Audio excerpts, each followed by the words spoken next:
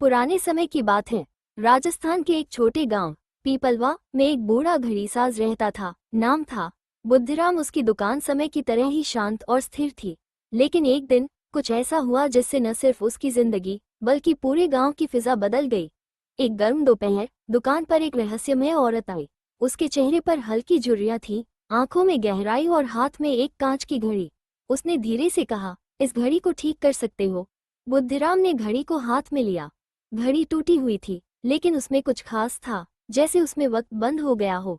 घड़ी की सुइयां ठीक 3:13 पर अटक गई थी। उसने कोशिश की, लेकिन जैसे ही उसने घड़ी खोलनी चाही, एक जोर की हवा दुकान में चली और सारे कांच के सामान टूटने लगे। बुद्धिराम घबरा गया, लेकिन वह औरत बस मुस्कुरा रही थी।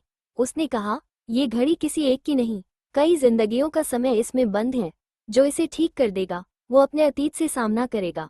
बुद्धिराम हंस पड़ा, अतीत मेरा क्या बिगाड़ेगा? पर जैसे ही उसने घड़ी के अंदर का तंत्र छुआ, उसे अपने अतीत की सबसे बड़ी भूल दिखी, उसकी प्रेमिका रेखा, जो सालों पहले अचानक गायब हो गई थी। उसी वक्त की घड़ी थी यह, 3:13, जिस समय वो आखिरी बार मिली थी। अब सब साफ था, वो औरत उसकी रेखा ही थी, लेकिन बूढ़ी हो चुकी, समय से अलग, कहीं अटकी हुई। रेखा ने कहा, अगर तुम घड़ी ठीक कर दो तो मैं इस बंधन से मुक्त हो जाऊंगी, लेकिन फिर मुझे खो दोगे हमेशा के लिए। बुद्धिराम ने एक गहरी सांस ली और सुइयों को 3:14 पर धकेल दिया। रेखा मुस्कुराई, उसकी आंखों से आंसू गिरे और वह धुएं की तरह गायब हो गई।